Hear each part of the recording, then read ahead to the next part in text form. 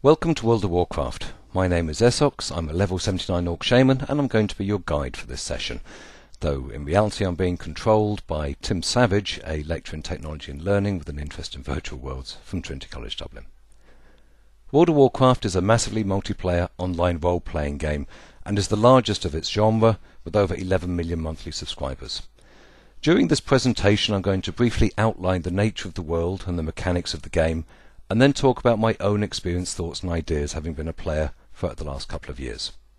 In World of Warcraft, players control their own character, known as an avatar, and through that character they interact with the environment, with other computer-generated characters, and other real-life players within the world.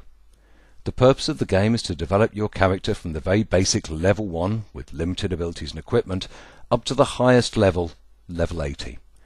Progression through the levels is done by gaining experience points, and this is achieved by completing quests that are given to you by the computer-generated characters within the world.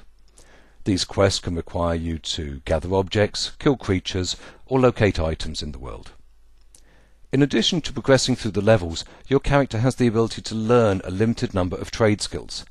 These skills allow a player to create items of use to other players in the world, and are sold through the auction house to generate money, which in turn allows the player to purchase items that they themselves need or want.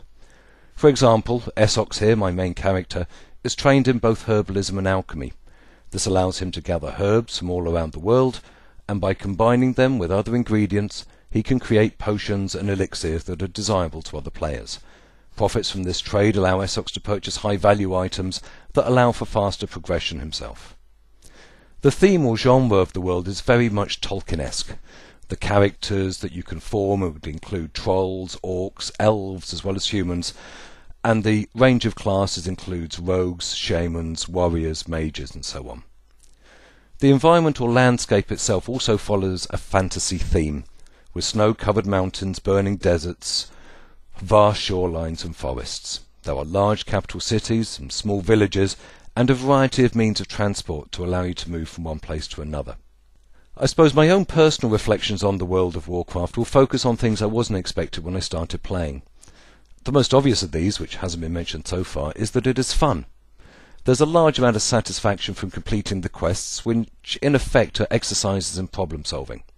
Learning your trade skills until you're in a position to craft very desirable expensive objects for other players allows you to make substantial monies of the virtual currency. Another unexpected aspect is the sheer scale of the world. The virtual world that myself and thousands of others occupy is spread over 3 virtual continents, each broken up into regions, each of which will contain hundreds of characters and quests. But I suppose most striking from my own perspective has been the social aspect of the world and the way the game facilitates this.